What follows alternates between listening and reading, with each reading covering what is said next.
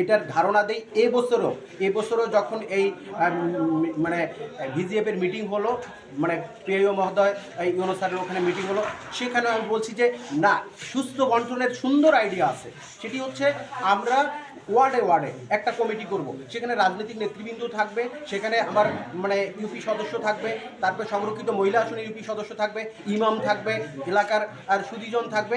ওই ওয়ার্ডে যেমন আমাদের 6,386টা কার্ড, আমি যদি 9টা ওয়ার্ডে ভাগ করি তাহলে প্রত্যেক ওয়ার্ডে হচ্ছে মানে 711টা 711টা বা কম না তো, 711 হতদরিদ্র প্রত্যেকটা ওয়ার্ডে এরকম খুঁজে পাওয়া কিন্তু কঠিন। তার মানে প্রত্যেকেই চালটা পাওয়া উচিত।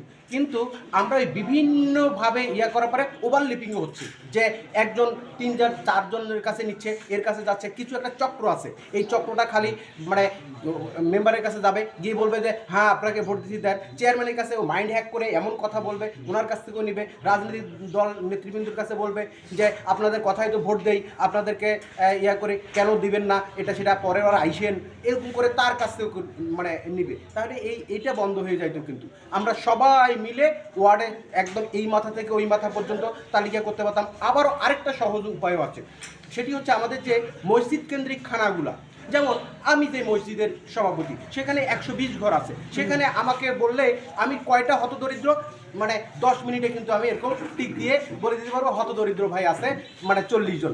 এরকম করেও কিন্তু আমরা বের করে ওই হতদরিদ্রের মাঝে যে চালগুলো আমরা বিতরণ করতাম, তাহলে চাল আরও বেঁচে যাইতো, আরও আমরা মানে তাদেরকে আরও ভালো সাপোর্ট দিতে পারতাম। একটি হচ্ছে যে আমরা বিভিন্নভাবে আমাদের যেই মানে ওয়েগুলোতে দেই, যেমন রাজনৈতিক দলের নেতৃবৃন্দর মাধ্যমে কিছু যায়, তারপরে হচ্ছে যে তারা আবার একদম প্রান্তিক লেভেলে ওয়ার্ড পর্যন্ত এটাকে বিতরণ করে, আবার আমরা জনপ্রতিনিধিদের মাধ্যমে যাই। আমার কাছে মনে হচ্ছে যে জনপ্রতিনিধিদের মাধ্যমে যেগুলো যাচ্ছে সেগুলোর ক্ষেত্রেও কিছু মিসিং আছে, কিছু মিসিং না মানে না থাকলে নয়, এরকম কিছু মিসিং আছে। আবার যেগুলো মানে রাজনৈতিক দলের নেতৃবৃন্দের কাছে যায় সেগুলোও কিছু মিসিং হয়, সেগুলো ব্যাপারীর কাছে চলে যায়, এরকম কিছু আছে। 1 2 হচ্ছে ভোক্তা, মেইনলি ভোক্তা।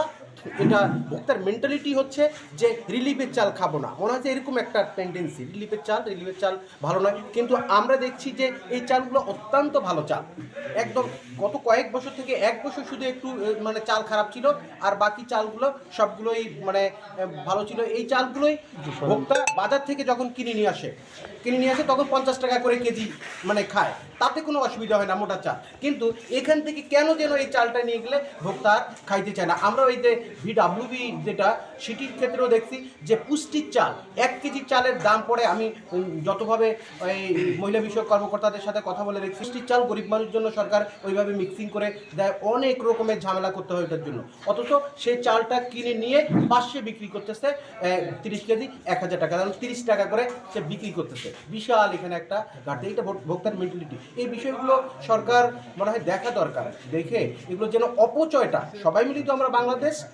আর সবাই মিলিয়ে আমরা সরকার, অতএব আমাদের সবার লস।